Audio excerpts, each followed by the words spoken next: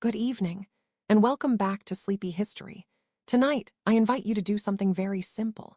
Close your eyes for just a moment. Take a slow, gentle breath, and allow the noise of the modern world to drift quietly into the distance. Now, imagine that it is the year 1350. The sun has almost disappeared beyond the rolling hills of medieval England. The last traces of daylight fade into a sky painted with deep shades of blue and gray. A cool breeze carries the scent of damp earth, wood smoke, and fresh rain. Somewhere far away, a church bell marks the passing of another hour, while the slow rhythm of horse hooves echoes along a muddy country road. You have been traveling since dawn. Your boots are heavy with mud. Your shoulders ache from carrying everything you own. The road behind you is long, lonely, and far more dangerous than you might imagine. Bandits hide among the forests, wolves wander beyond the fields, and once darkness falls, even experienced travelers know better than to remain outside. Then, at last, a faint golden glow appears through the evening mist, a small roadside inn. Its timber walls lean gently with age, its roof is covered with weathered thatch, and warm candlelight flickers through tiny windows. It promises shelter, a hot meal, perhaps a place beside the fire, if you are fortunate enough to find an empty bed. But medieval inns were not always peaceful places. Behind those wooden doors waited crowded rooms, weary pilgrims, wandering merchants, tired knights, noisy horses, smoky kitchens, suspicious strangers, and stories that history has quietly carried across the centuries. Tonight, we won't simply learn about a medieval inn. We will spend an entire day, and one very long night, living inside one. We will wake with the innkeeper before sunrise, prepare food over open fires, welcome travelers from distant lands, and discover what it truly felt like to seek safety along the dangerous roads of the Middle Ages. I'm Kushi, and this is Sleepy History, so settle beneath your blankets. Relax your shoulders. Let your breathing become slow and steady. And let us quietly step into the Middle Ages. Before we continue our journey, allow yourself to settle a little deeper into your blankets. Let your breathing become slow and steady, as though each gentle breath carries you farther away from the modern world and closer to a quiet evening nearly 7 centuries ago. Outside the little roadside inn, a soft rain has begun to fall. Not a violent storm, but a gentle, steady shower that taps patiently against the weathered thatched roof. Tiny drops gather along the rough wooden beams before slipping quietly into the muddy ground below. The familiar rhythm of falling rain becomes the night's gentle companion, as constant as the passing of time itself. Along the narrow country road, the slow sound of horse hooves rises and fades through the darkness. Each careful step sinks into thick, rain-soaked mud with a heavy squelch, while tired wagons creak under the weight of supplies carried from distant villages and busy market towns. Travelers pull their woolen cloaks tightly around their shoulders, grateful that a warm shelter waits just ahead. Inside the inn, flickering tallow candles cast a soft golden light across the room. Their small flames dance with every whisper of moving air, stretching long shadows across uneven timber walls that have stood through many long winters. Nothing shines brightly here. Instead, every corner glows with a quiet, comforting warmth that invites weary travelers to rest. Near the center of the common room, a large stone fireplace burns steadily. Thick logs settle with an occasional crackle, sending tiny sparks upward before they disappear into the chimney above. The glowing embers pulse with a slow, steady warmth, gently pushing back the evening chill that clings to every traveler who enters. The wooden floor beneath your feet is still damp from countless muddy boots. Rainwater has been carried inside throughout the day, leaving dark footprints that slowly fade as the warmth of the fire dries the old planks. Every careful step produces a gentle creak, a familiar sound that has echoed through this inn for generations. The air itself carries many quiet scents. Wisps of wood smoke drift lazily beneath the rafters. Freshly poured ale fills worn wooden cups resting upon rough tables. Damp straw from the stable lingers near the doorway, while somewhere in the kitchen, onions roast slowly over the fire, their rich aroma mixing with fresh bread and simmering stew. From time to time, the evening wind slips through the tiny gaps between the timber walls. It whistles softly around the old building, causing the candle flames to tremble for just a moment before growing still once again. The inn seems to breathe with the weather, rising and settling with every passing breeze. Far beyond the village, almost hidden beneath the sound of the rain, a church bell begins to ring. Its deep, gentle voice rolls across the fields, marking another quiet hour of the night. The sound fades slowly into the darkness, leaving only the crackling fire, the whispering wind, and the peaceful rhythm of the rain. You are no longer in the modern world. Tonight, you are a traveler arriving at a medieval inn. As the last light of the afternoon begins to fade, your journey continues along a narrow country road that has existed for generations. The sky above is painted in soft shades of gray and pale gold, while gentle clouds drift quietly across the horizon. A cool breeze brushes against your face, carrying the earthy scent of wet soil, distant forests, and freshly cut hay from nearby fields. The Middle Ages are often imagined as a world filled with magnificent castles, brave knights, and colorful festivals. Modern films frequently show cheerful taverns where travelers laugh together beside roaring fireplaces before enjoying a peaceful night's sleep. The reality was usually far quieter, and often much more difficult. For most people living around the year 1350, traveling was never something to take lightly. Every journey required careful planning, considerable patience, and more than a little courage. Roads stretched for hundreds of miles across kingdoms, yet very few could truly be called roads by modern standards. Many were nothing more than narrow dirt tracks carved by the wheels of wagons over many decades. During dry weather, thick dust covered everything. During rainy seasons, these same paths transformed into rivers of sticky mud that could trap horses and carts for hours. Every step demanded attention.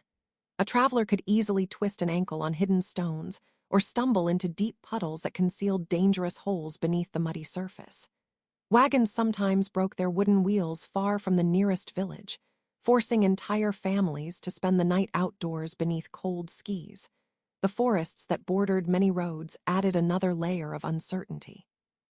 These ancient woodlands were beautiful during daylight, filled with bird song and towering oak trees whose branches stretched toward the heavens. Yet as evening approached, the shadows between the trees grew darker and longer, hiding whatever might be watching from within.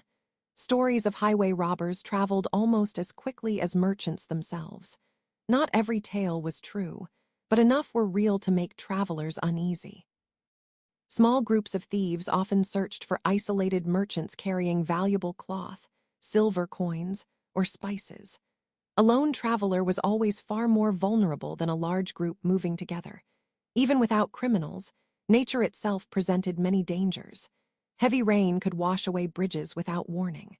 Fast-moving rivers became impossible to cross after storms.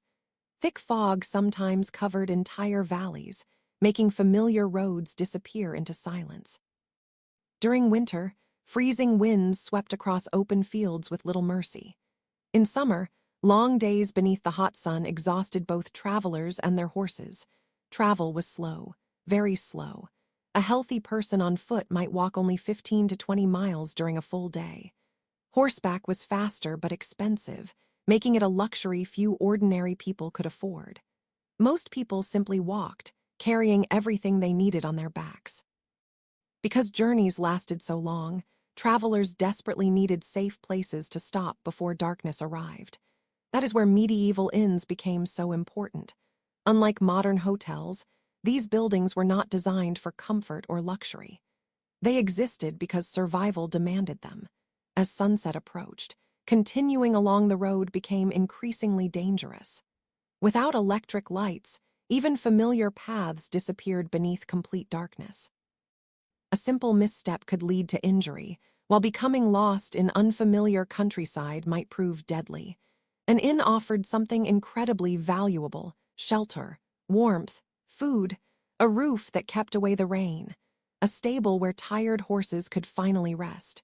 Most importantly, it offered company. Even strangers sitting around the same fire were often safer together than alone on empty roads. Every inn stood like a small island of light surrounded by a sea of darkness. As you slowly approach tonight's inn, more travelers begin arriving from different directions. The first are merchants. You recognize them by their heavily loaded wagons and carefully packed bundles wrapped in thick cloth. Some transport fine wool from England's green countryside. Others carry barrels of salted fish, leather boots, candles, pottery, iron tools, spices from distant lands, or precious fabrics worth more than many families earn in years. Their lives are spent almost entirely on the road. Weeks become months as they travel from market to market, buying and selling goods across towns and kingdoms. Every successful journey feeds their families, while every failed journey threatens their livelihood. The merchants speak quietly among themselves, discussing road conditions, bridge repairs, rising prices, and rumors from distant cities. Not far behind them walks another familiar group, pilgrims. Unlike merchants, these travelers carry very little. Many wear simple woolen clothing covered with dust gathered from weeks of walking. Wooden staffs help support their tired legs, while small leather pouches hold only their most necessary belongings. Some are traveling to Canterbury, others hope to reach Rome. A few dream of visiting Jerusalem, though such journeys may take months or even years. For these pilgrims, travel is not about business. It is about faith. Many believe their difficult journey will bring spiritual comfort, forgiveness, or healing. Every blister upon their feet becomes part of a deeply personal act of devotion. Nearby, a knight finally arrives. Hollywood often imagines knights spending every day charging into glorious battles wearing shining armor. Real life looked very different. Armor was expensive, incredibly heavy, and rarely worn during ordinary travel. Most knights preferred practical clothing beneath sturdy cloaks, carrying swords for protection while leaving much of their armor packed with servants or wagons whenever possible. Many knights were not marching toward war. Some delivered messages. Others protected noble families. Many simply traveled between estates, attending legal meetings or settling disputes across the countryside. Soon another rider appears, a royal messenger. His horse breathes heavily after many miles without rest. Important letters cannot wait. Kings, bishops, noble lords, and military commanders all depended upon trusted messengers capable of crossing dangerous roads regardless of weather or season. Their arrival often brought exciting news, or terrible news. A single sealed letter could announce peace, war, marriage, new taxes, or sudden death. Finally, several monks quietly approach the inn. Their simple robes sway gently as they walk together through the fading light. Their conversation remains soft, thoughtful, and respectful. Many monasteries own land spread across great distances, requiring monks to travel between religious communities, churches, libraries, and hospitals. Some carried handwritten manuscripts. Others transported medicines prepared inside monastery gardens. Many simply offered prayers and comfort wherever they traveled. Although these travelers came from very different walks of life, tonight they all shared one simple hope: to reach shelter before darkness completely covered the land. As the sun finally slips beneath the distant hills, the inn's windows begin glowing with warm candlelight. From outside, it almost appears peaceful, comfortable, perhaps even welcoming. But appearances can be wonderfully misleading. Because once those heavy wooden doors slowly swing open, another world reveals itself. A world filled with crowded rooms, strange customs, hidden dangers, restless nights, and unexpected companions that few modern visitors could ever imagine. But entering the inn was only the beginning, because inside waited a world very different from the peaceful taverns shown in movies. As you push open the inn's heavy oak door, a wave of comforting warmth gently replaces the evening chill that has followed you throughout the day. Behind you, the soft rain continues to fall upon the thatched roof, but inside, the world feels entirely different. Candlelight flickers across rough wooden beams darkened by years of smoke, while quiet conversations drift through the common room like the steady crackle of the fire. The first person to notice your arrival is the innkeeper. In modern stories, the innkeeper is often shown as a cheerful man who simply hands travelers a room key before disappearing into the background. But in the Middle Ages, there were no room keys waiting neatly behind a polished desk, no reservation books, and certainly no quiet evenings spent relaxing by the fire. Running an inn was not just a profession. It was an entire family's way of life. From before sunrise until long after midnight, the innkeeper rarely stopped working. Every day brought new travelers, new problems, and new responsibilities. Some guests arrived hungry. Others arrived sick, exhausted, suspicious, or carrying valuable goods that needed to be protected until morning. The innkeeper had to greet them all with calm patience. He quietly studies each new face that enters the doorway. Experience has taught him that a traveler's clothing, boots, and manner of speaking often reveal far more than their words ever could. A wealthy merchant might pay generously for fresh food and a secure stable, while a wandering laborer may have only a few small coins to spend. Every decision matters. Charging too much could send travelers elsewhere. Charging too little might leave the family without enough money to survive the winter. Behind the innkeeper, another figure moves constantly through the busy room: his wife. Without her, the inn could hardly function. Modern visitors sometimes imagine medieval women spending their days quietly waiting at home, but an innkeeper's wife rarely enjoyed such luxury. She worked almost every waking hour beside her husband, managing countless responsibilities that kept the business alive. She welcomes guests with a gentle smile, pours fresh ale into wooden cups, keeps careful watch over supplies, settles small disagreements before they become larger arguments, and somehow remembers which traveler requested an extra blanket or a warm meal after sunset. When the kitchen becomes crowded, she is already there. When the common room fills with muddy boots, she notices immediately.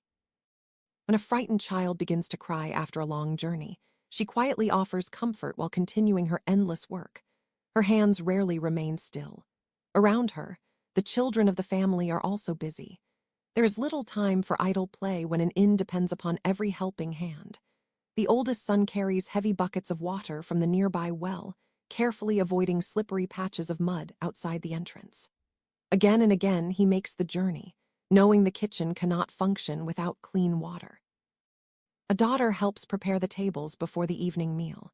She wipes rough wooden benches with worn cloths, arranges simple bowls, and places freshly baked loaves of bread where hungry travelers can easily reach them. Even the youngest children contribute in small but important ways. They gather kindling for the fireplace, sweep scattered straw from the floor, collect empty cups after meals, or carry simple messages between the kitchen and stable. Work begins early. Work ends late. For these children, learning the family business is simply part of growing up. Of course, the family cannot manage everything alone. Many larger inns hire servants to help with the endless list of daily chores. Some servants prepare vegetables before sunrise, peeling onions, chopping herbs, and washing whatever fresh produce has arrived from nearby farms. Others scrub cooking pots blackened by years of use over open flames. There are tables to clean, beds to prepare, candles to replace, ashes to remove from yesterday's fire, water to fetch, firewood to split, laundry to wash by hand. The work never truly ends. Outside, another group of workers remains just as busy: the stable boys. Long before travelers think about their own comfort, someone must care for the horses that carried them safely across many difficult miles. The stable smells of damp straw, leather saddles, fresh hay, and warm animals resting after exhausting journeys. The stable boys remove heavy saddles, gently brush rainwater from tired horses, refill wooden troughs with clean water, and scatter fresh hay for the evening meal. They carefully inspect each animal's legs for small cuts or swollen joints that could become serious problems before tomorrow's journey. A healthy horse is incredibly valuable. Without horses, merchants lose precious time. Messengers fail to deliver urgent news. Pilgrims may never reach their destination. The stable boys understand this responsibility well, even if their work often goes unnoticed. Back inside the inn, another important task quietly continues: brewing ale. Many people today are surprised to learn that ale was one of the most common drinks in medieval Europe. Clean drinking water was not always easy to find, especially in busy towns where rivers and wells could become polluted. Ale, especially weaker varieties known as small ale, was often considered a safer everyday drink for adults and even older children. Brewing required patience. Large kettles simmer slowly above open fires, while barley, water, and carefully prepared ingredients combine over many hours. The process follows traditions passed from one generation to another. Every inn hopes its ale will earn a good reputation. Satisfied travelers remember good food. They remember warm fires. And they certainly remember good ale. Not far away, the kitchen grows steadily warmer as evening approaches. Large iron pots hang above glowing embers, where thick pottage bubbles gently for hours. The rich stew contains whatever ingredients are available that season: barley, beans, onions, cabbage, carrots, herbs, and perhaps small pieces of salted meat if the family can afford them. Fresh bread cools upon wooden boards. Cheese waits beside earthenware bowls.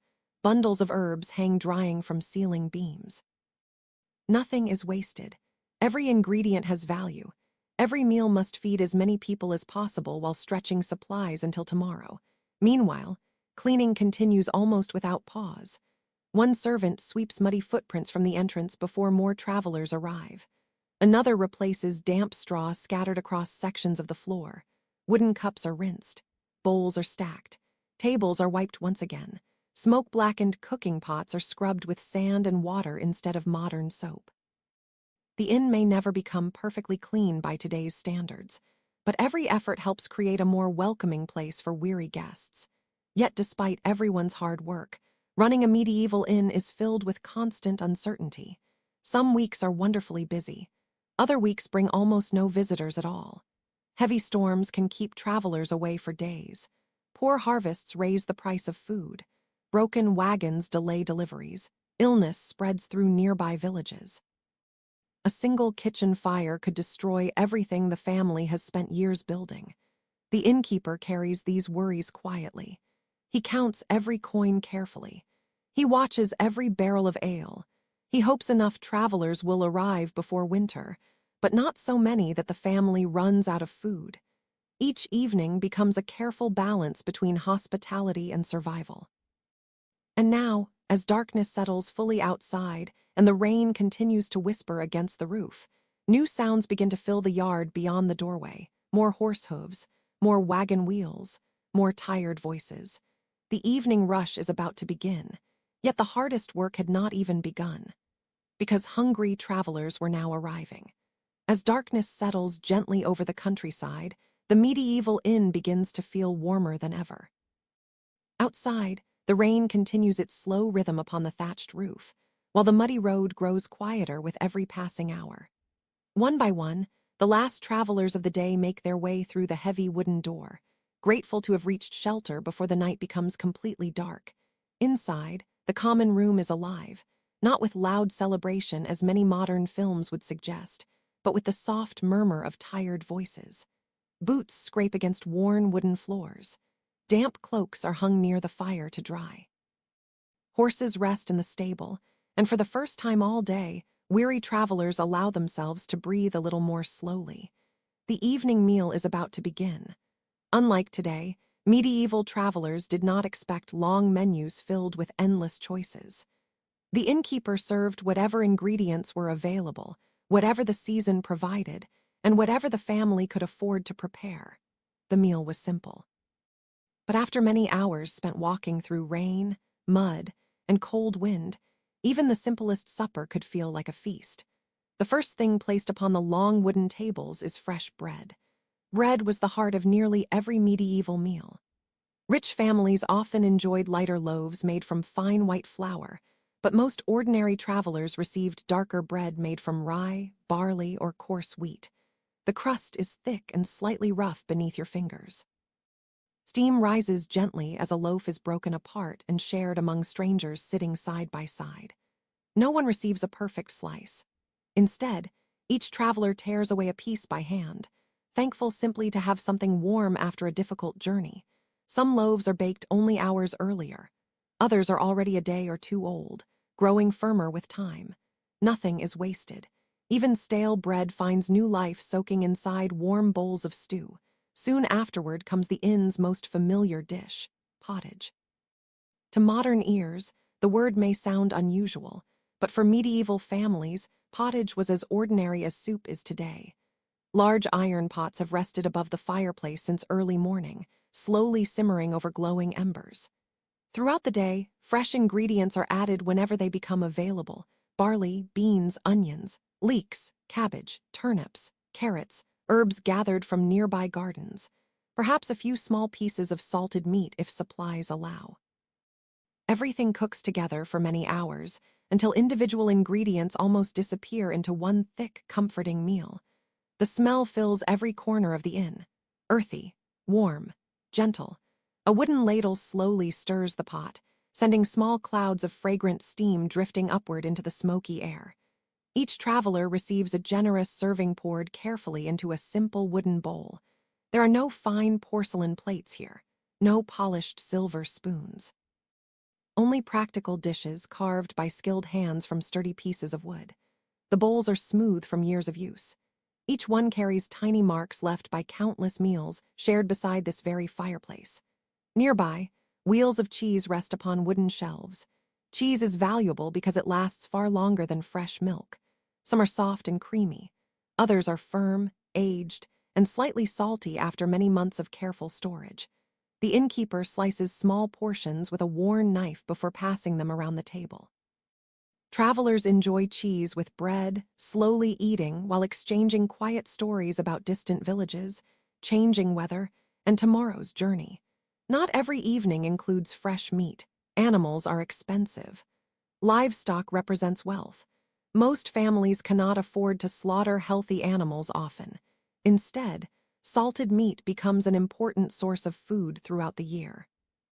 Small pieces of salted pork or beef are carefully stored inside barrels packed with salt, helping preserve them long after fresh meat would have spoiled. Before cooking, the meat is often soaked in water to soften its powerful salty taste. Even then, each serving remains modest. The flavor is treasured because it is uncommon. Every bite reminds travelers that they are fortunate to enjoy more than bread alone. On certain days, fish replaces meat entirely. Religious traditions encouraged many Christians to avoid meat during specific seasons and holy days, making fish an important part of the medieval diet. River trout, eels, herring, cod preserved with salt. Whatever local waters or nearby markets could provide eventually found its way into the inn's kitchen. Sometimes fish was roasted above the fire. Other times it gently simmered inside the great pot of pottage. Beside nearly every meal stands another familiar companion, ale. Modern audiences often imagine medieval drinking as loud celebrations filled with endless mugs of strong alcohol. The truth was usually much quieter. Most people drank what historians call weak ale, or small ale. It contained only a small amount of alcohol and was considered a normal daily drink because clean water was not always dependable. Children often drank weaker versions. Adults sipped it throughout the day while working. Travelers quietly lift heavy wooden cups, offering simple words of thanks before taking slow drinks between mouthfuls of bread and stew. No one rushes. There is little reason to hurry now. The road can wait until morning. The evening meal also follows quiet customs that feel unfamiliar today. Long wooden tables encourage strangers to sit together rather than apart. A merchant may find himself beside a monk. A knight may share bread with a pilgrim. A messenger may exchange stories with a farmer returning from market. Conversation remains respectful. People speak softly. News travels from village to village through ordinary conversations just like these. Someone has heard of a bridge washed away by recent rain. Another mentions rising grain prices. A pilgrim describes a distant cathedral whose great bells can supposedly be heard for miles. Each story passes gently around the table before fading into the warm crackle of the fire. There are no electric lights, no music playing in the background, only candlelight dancing across wooden walls, the steady sound of spoons touching bowls, the quiet murmur of tired voices, the occasional laugh that quickly fades into comfortable silence. At the center of it all burns the great fireplace. Nearly every meal depends upon its patient warmth. Large logs settle slowly into glowing embers. Iron hooks suspend heavy cooking pots above the flames. Fresh bread bakes inside simple ovens heated by burning wood. Smoke rises toward the chimney, though not all of it escapes. A faint scent of wood smoke lingers throughout the room, becoming part of every meal shared within these walls. The fireplace is more than a place for cooking. It is the heart of the inn. It provides warmth during winter, light after sunset, comfort for weary travelers, hope for those who have spent the entire day walking through rain and cold, for those of you still awake. The kitchen held a quiet secret. The great pot of pottage was almost never completely emptied. Before the final bowls were served each night, the cooks often left a small portion inside the pot. The next morning, fresh vegetables, herbs, grains, and broth would be added once again, allowing the stew to continue from one day into the next. In many inns, the evening meal carried a small taste of yesterday, and perhaps even the day before that. It was an ordinary practice, born not from mystery, but from careful thrift in a world where every scrap of food mattered. As the last pieces of bread disappear and the wooden bowls are quietly stacked together, travelers begin stretching tired backs and rubbing weary eyes. The fire burns lower. The candles grow shorter. Outside, the rain has almost stopped. The long medieval night is only just beginning, but sleep would not come easily, because night inside a medieval inn was rarely peaceful. The last wooden bowls have been cleared away. The fire has burned lower, its bright flames settling into a bed of glowing orange embers that gently pulse beneath a blanket of soft gray ash. Around the common room, conversations slowly become quieter. One by one, travelers finish the final sip of weak ale from their wooden cups, stretch their tired shoulders, and prepare for the longest part of the day, the night. For many modern visitors, the end of a long journey means checking into a quiet hotel room, closing the door, turning off the lights, and falling asleep in complete privacy. A medieval inn offered something very different. The innkeeper does not hand you a polished brass key. There is no private bathroom waiting upstairs, no soft mattress, no fresh white sheets, no silent hallway lit by electric lamps. Instead, he lifts a small tallow candle and quietly gestures for you to follow him. The staircase beneath your feet creaks with every careful step. The timber has supported thousands of travelers over many decades, and every worn board seems to tell a story of the people who climbed these stairs before you. The candlelight throws long shadows against rough plaster walls as you reach the sleeping rooms above. Calling them rooms may even be generous. Many medieval inns simply offered large sleeping spaces where several travelers rested together. Privacy was considered a luxury that very few ordinary people could expect. If you were wealthy enough, you might rent a small chamber for yourself or your family. Most travelers could not. Instead, they shared whatever space remained available. Tonight, you find yourself entering one such room. Several wooden beds stand close together beneath low ceiling beams blackened by years of smoke. A few travelers are already removing muddy boots, while others quietly settle beneath rough woolen blankets. The room is calm, but it is certainly not empty. You soon discover another surprising reality of medieval travel: shared beds. Today, sharing a bed with complete strangers would seem unusual. In the Middle Ages, however, it was often perfectly normal. Beds were expensive to build. Timber was valuable. Good blankets required enormous amounts of labor to weave. For an innkeeper, placing several travelers into one bed simply made practical sense. 2 people might share a bed, sometimes 3. Occasionally even 4 if the inn became especially crowded during busy seasons. The arrangement was rarely comfortable, but everyone understood that shelter mattered far more than personal space. The mattress beneath you feels nothing like the ones found today. There are no metal springs, no memory foam, no thick layers of soft padding. Instead, your bed is filled with straw. Fresh straw provides a little softness, but over time it becomes flattened beneath countless nights of use. Pieces poke through the rough linen covering, gently pressing against your back and shoulders. As you shift your weight, the mattress rustles quietly beneath you. Its dry scent reminds you of freshly harvested fields. The pillow, if one is provided at all, contains feathers or more straw. It offers only modest comfort after a day spent walking many miles.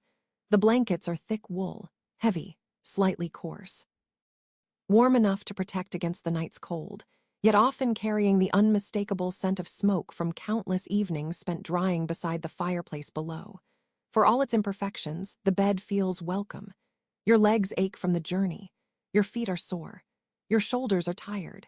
Simply lying down brings a gentle feeling of relief. But medieval nights carried small challenges that modern travelers rarely consider. Tiny ones, almost invisible. The first are fleas. These tiny insects lived almost everywhere people and animals gathered together. Dogs wandered freely. Cats hunted mice throughout the inn. Horses rested in nearby stables. Even with careful cleaning, fleas found countless opportunities to move from one place to another. As the room grows quiet, an occasional traveler shifts beneath the blanket, absent-mindedly scratching an itchy ankle or wrist. No one seems surprised. It is simply another ordinary part of life. Then there are lice. Today we associate them with discomfort and inconvenience. In medieval Europe, however, they were astonishingly common. Bathing happened less frequently than it does now, especially during long journeys when clean water and fresh clothing were difficult to find. Travelers accepted these small annoyances with remarkable patience. Combs helped. Washing helped. Yet complete freedom from lice remained difficult for almost everyone. Another nighttime visitor was even less welcome: bedbugs. These tiny insects hid within cracks in wooden bed frames, emerging quietly after darkness settled across the room. Historians know that bedbugs have shared human homes for thousands of years.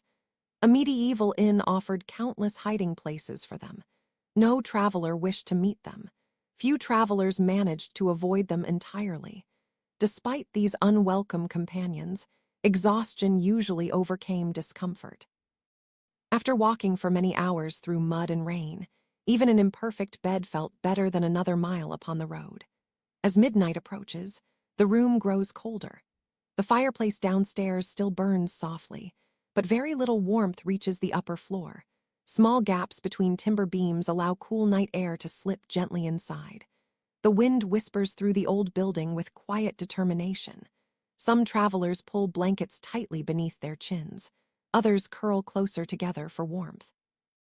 Your breath becomes faintly visible in the cool air. Outside, another light rain begins to fall. Its gentle rhythm upon the roof almost sounds like a lullaby. Not everyone sleeps peacefully. From somewhere across the room comes the steady sound of snoring. One traveler snores softly. Another produces deep, rolling breaths that echo through the timber walls. Someone nearby turns over in bed, causing the wooden frame to creak loudly before settling once again. A tired horse stamps its hoof in the stable below. Another lets out a long, sleepy sigh. The inn itself never becomes completely silent. Privacy is almost impossible. You hear whispered conversations between two merchants discussing tomorrow's journey. A father quietly comforts his young child after a frightening dream. Someone coughs. Another traveler mutters a few sleepy words before drifting back into silence.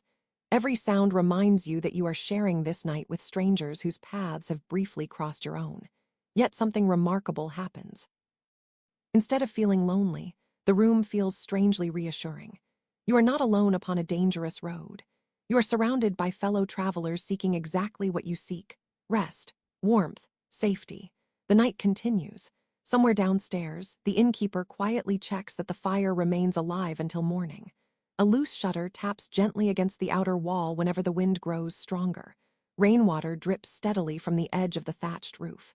Far away, an owl calls from the dark forest beyond the fields. Even the old building seems alive. Its beams settle with gentle groans. Its floorboards creak softly. The chimney hums as warm air rises toward the stars. Hours pass slowly. The candle beside the doorway finally burns itself out. Darkness fills the room completely. Only the faint orange glow from distant embers below offers the slightest hint of light. Sleep comes little by little, never perfectly, never deeply. Yet it is enough to prepare weary travelers for another long day upon medieval roads.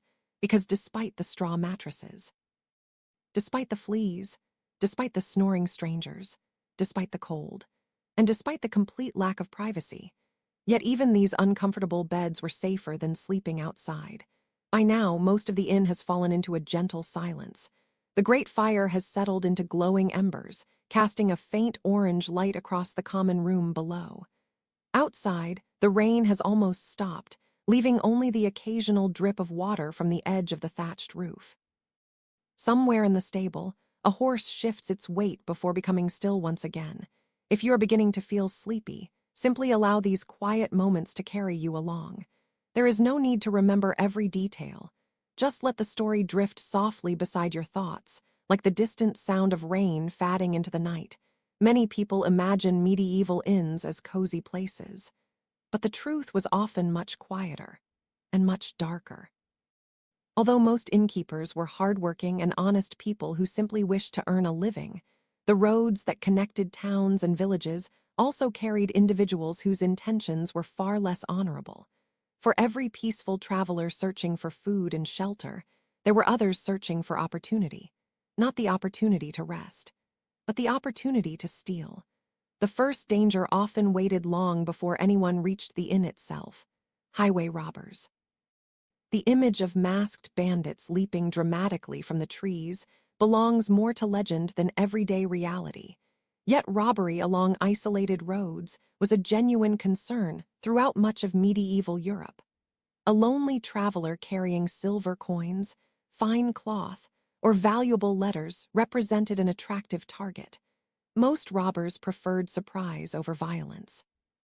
Hidden among thick forests or behind bends in narrow roads, they waited patiently for merchants traveling alone or for small groups that looked easy to overwhelm.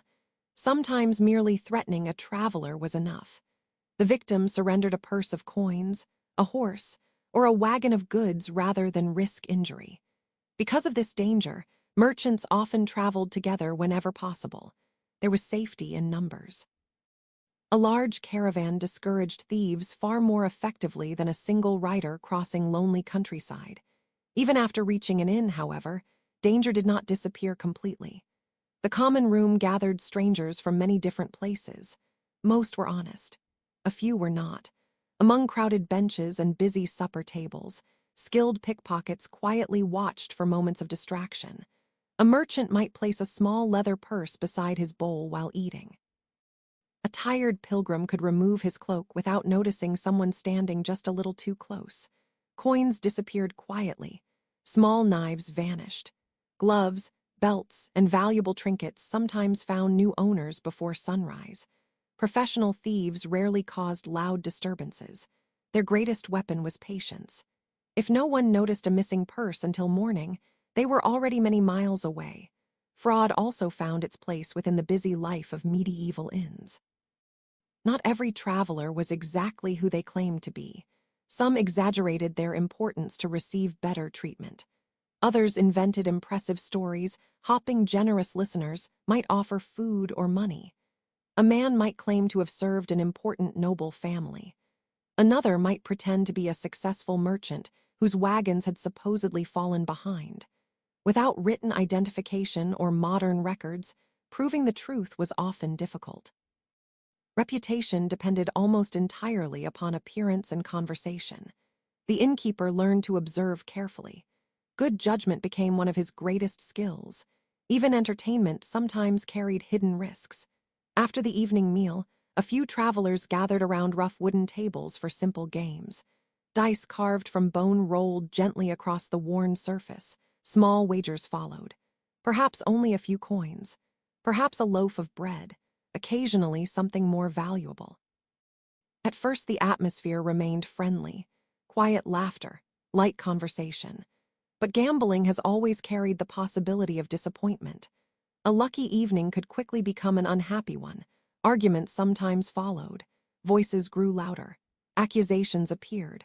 A disappointed player might insist the dice had been altered. Another believed someone had cheated. Wise innkeepers watched these games carefully, hopping to calm disagreements before they disturbed everyone else. Among the travelers were sometimes individuals dressed as pilgrims. Most pilgrims genuinely walked long distances for religious devotion. Their journeys demanded courage, patience, and faith. Yet history tells us that not every pilgrim's cloak hid an honest heart. A few dishonest people discovered that simple robes and a walking staff inspired trust. Pretending to travel for holy reasons could earn sympathy, free meals, or generous donations from kind strangers. Some wandered from village to village telling moving stories that were impossible to verify.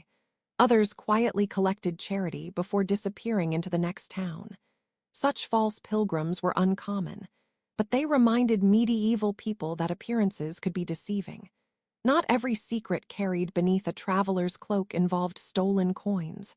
Some carried hidden goods instead. Smugglers. Medieval kingdoms collected taxes upon certain valuable products moving across borders or entering important towns. Salt, wine, fine cloth, luxury spices. Avoiding these taxes meant larger profits. So hidden compartments appeared beneath wagon floors. Bundles disappeared beneath ordinary sacks of grain. Barrels sometimes contained far more than they seemed. A peaceful roadside inn could briefly become a meeting place where quiet agreements were made beneath the glow of candlelight. Most ordinary guests never noticed. The conversations remained soft, the exchanges quick. Before sunrise, the wagons continued on their way as though nothing unusual had happened. Even local officials could sometimes add uncertainty to a journey. Many worked honestly, collecting lawful tolls and helping maintain order. Others were less honorable. A corrupt official might demand unnecessary payments before allowing travelers to continue. Another could unfairly inspect wagons in hopes of receiving a small bribe. Because communication between distant towns moved slowly, challenging unfair treatment was rarely easy. Most travelers simply paid what they could and continued their journey.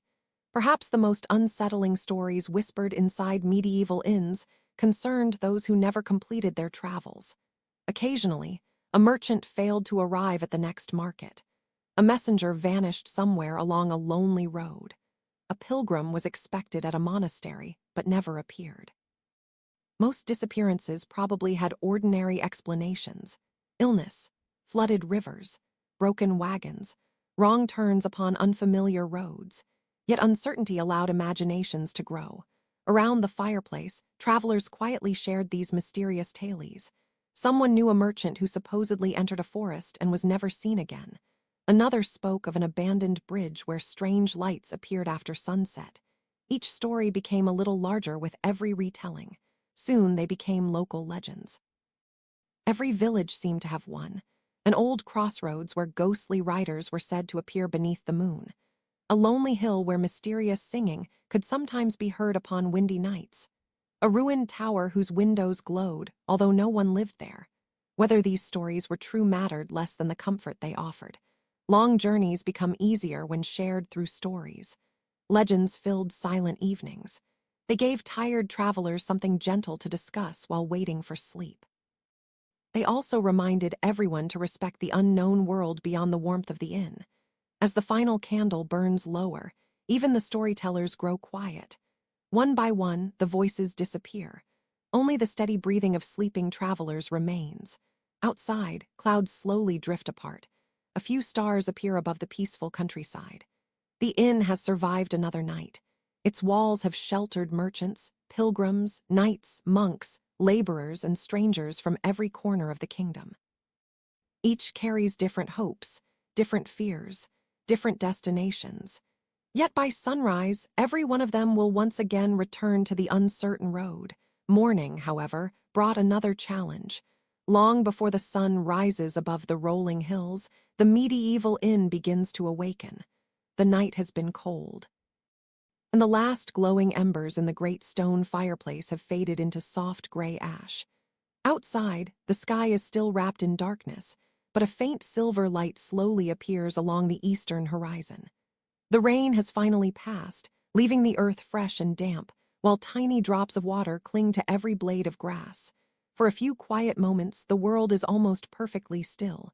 Then, somewhere in the distance, a church bell gently rings. Its deep, peaceful sound rolls across the sleeping countryside, passing over fields, forests, and winding roads before reaching the old roadside inn. Inside, a few weary travelers slowly open their eyes. Another day has begun. The innkeeper is already awake. In truth, he has been awake for quite some time. Running an inn leaves very little room for long mornings or peaceful sleep. Before most guests have even stirred beneath their wool blankets, the innkeeper quietly dresses, lights a fresh tallow candle, and makes his way downstairs. The common room looks very different from the evening before. The long wooden tables stand empty. Only a few forgotten cups remain where tired travelers left them during the night. Ash surrounds the fireplace. The scent of smoke still lingers gently in the cool morning air. The innkeeper kneels beside the hearth and carefully places dry kindling over the sleeping embers. A single spark catches, soon another. Within minutes, gentle flames begin dancing once again, filling the room with welcome warmth. Outside, the stable is already coming to life. The horses have waited patiently through the long night, and now they greet the morning with quiet snorts and gentle movements. One horse stamps softly upon the straw-covered floor while another stretches its neck, eager for fresh food and water. The stable boys waste no time. They carry heavy bundles of sweet-smelling hay across the yard, scattering generous portions into wooden feeding racks. Large buckets of cool water are lifted from the village well and poured carefully into troughs where thirsty horses drink slowly after yesterday's difficult journey. Each animal receives careful attention. A saddle is checked for loose straps. A hoof is cleaned of dried mud. A worn horseshoe is inspected before another long day upon rough country roads. The stable boys know that a healthy horse may mean the difference between a successful journey and a dangerous delay far from shelter. As dawn grows brighter, delicious smells begin drifting from the kitchen. The innkeeper's wife has already started preparing breakfast. The meal is simple, but comforting. Yesterday's bread is sliced into thick pieces before being warmed beside the fire. A fresh pot of pottage begins simmering once again, carrying forward the tradition of adding new vegetables and grains to the broth left from the evening before. A small wheel of cheese is carefully cut into modest portions. If the season has been kind, there may be fresh eggs gathered from nearby hens. Sometimes smoked fish remains from yesterday's supplies. Other mornings offer only bread and warm ale. Whatever the meal may be, it is enough to prepare travelers for another demanding day. One by one, sleepy guests descend the narrow staircase. Their faces are calmer now. The night's rest, though imperfect, has eased tired muscles and weary feet. They gather quietly around the long wooden tables, speaking in low voices so as not to disturb those still asleep upstairs. Some offer simple prayers before eating. Others simply enjoy the comforting silence. There is no rush. The roads will still be waiting after breakfast. Soon the first travelers begin preparing to leave. A merchant carefully counts his silver coins before placing them deep inside a leather pouch hidden beneath his cloak. A pilgrim adjusts the worn strap of a small travel bag and grips a smooth wooden walking staff polished by many months upon the road. A knight tightens the belt that holds his sword. A royal messenger gently unfolds an important sealed letter, checking once more that it remains dry before continuing his journey. Each traveler pays the innkeeper what they owe, sometimes with coins, sometimes with goods, occasionally by promising payment upon a future visit. Not every debt is settled immediately. Trust plays an important part in medieval life. Outside the yard slowly fills with movement. Horses are saddled, wagons creak beneath heavy loads, leather harnesses are tightened. Boots sink once again into damp morning earth, farewells are brief. Most travelers know they will probably never meet again. Yet for one quiet evening, they shared food, warmth, and shelter beneath the same roof. As the last wagon disappears along the muddy road, the inn becomes peaceful once more. But the work has only just begun. The family immediately begins cleaning every room before new guests arrive later that day. Windows are opened to welcome fresh morning air. Blankets are shaken free of dust and straw. Straw mattresses are straightened as best they can. Loose straw scattered across the floor is gathered into baskets before fresh bedding is spread where needed. The wooden stairs are swept. The fireplace is cleaned. Ashes from yesterday's fire are carefully removed and carried outside. In the kitchen, another endless task awaits: washing bowls. Unlike modern kitchens filled with running water and soap, every bowl, spoon, cup, and cooking pot must be cleaned by hand. Wooden bowls are rinsed with water drawn from the well. Iron pots are scrubbed with sand and rough cloths to remove layers of soot gathered from open fires. Large cooking spoons are washed before being hung neatly upon wooden hooks beside the hearth. Every clean bowl means one less task when hungry travelers arrive this evening. Not far away, the innkeeper quietly checks the brewing room. The ale barrels must never remain empty for long. Fresh batches of small ale are already being prepared. Barley is measured carefully. Water is heated. The familiar process begins once again just as it did yesterday, and the day before, and countless mornings before that. Good ale keeps travelers returning. The inn's reputation depends upon it. Before long, fresh deliveries begin arriving from nearby farms and villages. A farmer unloads baskets filled with onions, carrots, and cabbages still carrying traces of morning dew. Another brings sacks of barley harvested only days earlier. Fresh eggs are carefully placed upon wooden shelves. Bundles of herbs, thyme, parsley, sage, and rosemary, fill the kitchen with gentle fragrance. A local baker arrives carrying warm loaves wrapped inside thick cloth.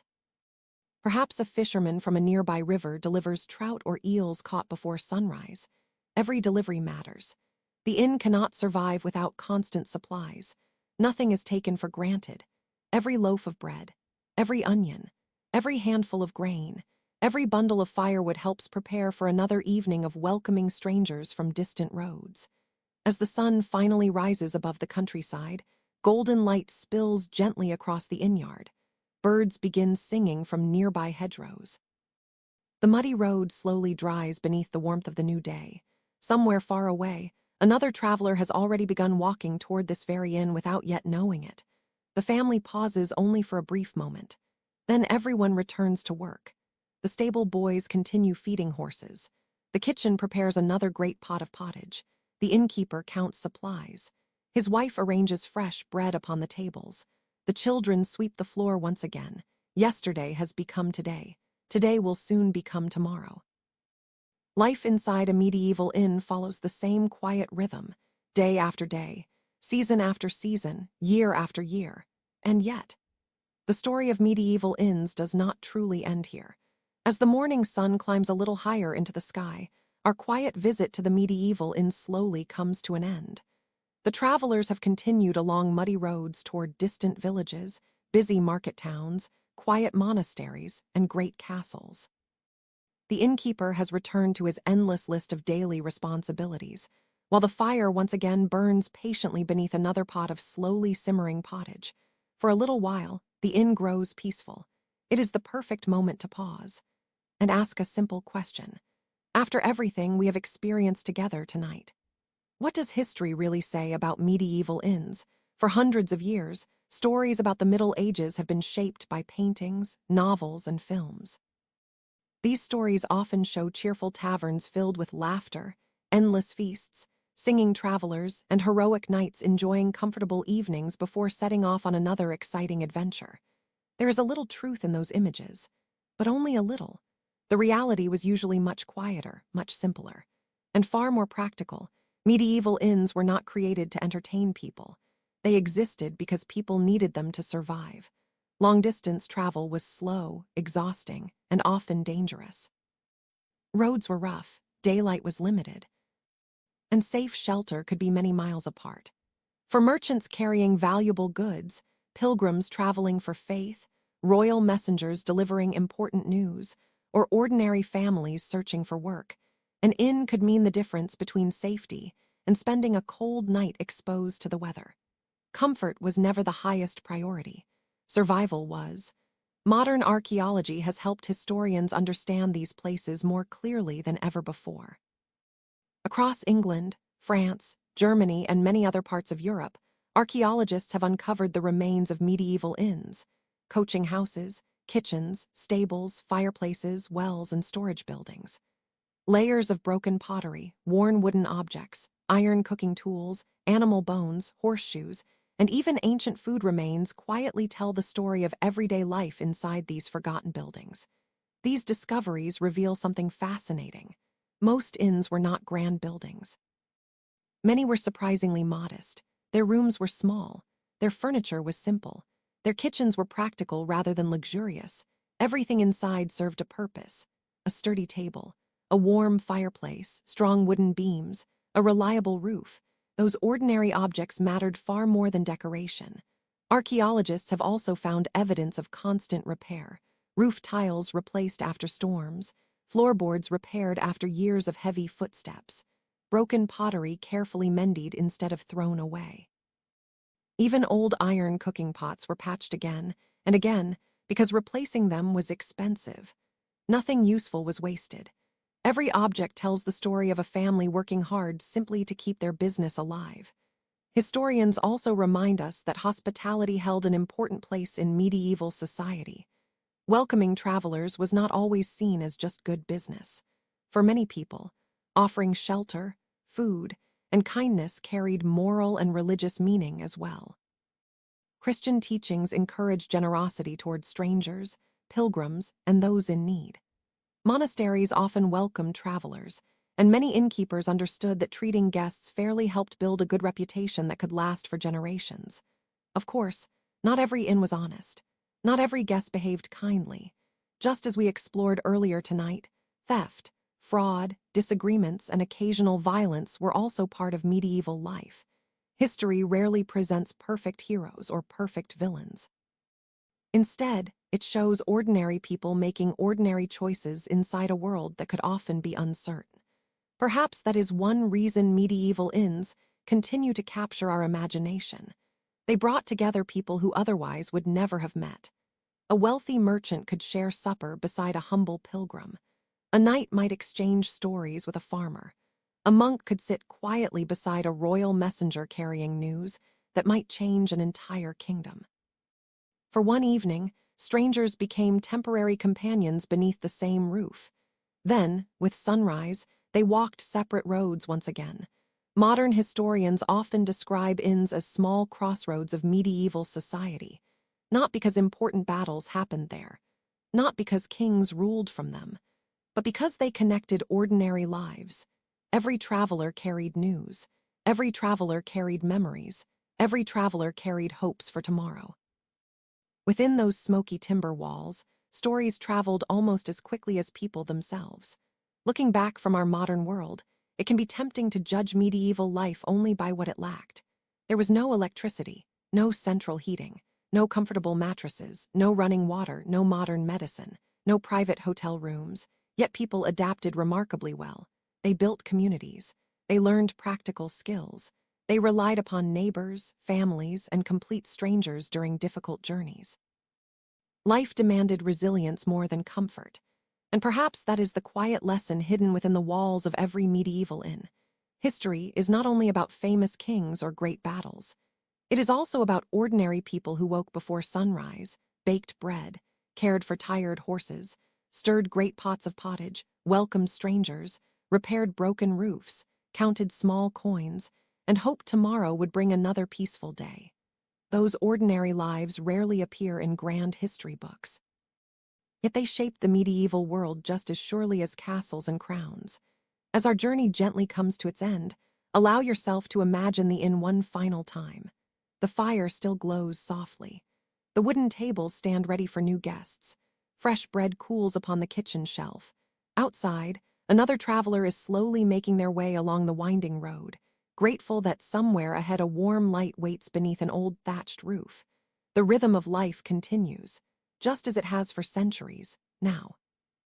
As you settle a little deeper into your blankets, let your breathing become slow, calm, and peaceful.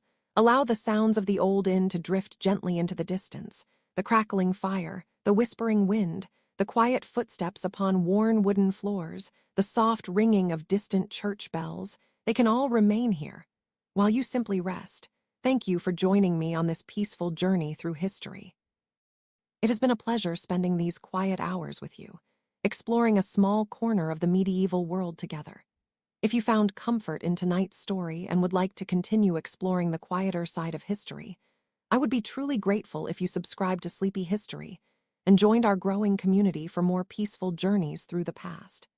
History is filled with quiet footsteps, flickering candlelight, and forgotten places where ordinary people simply tried to make it through another day.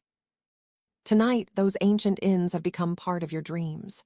Thank you for spending this peaceful journey with me. If you enjoyed it, please subscribe and return for another quiet walk through history. Until next time, sleep well, and goodbye for now.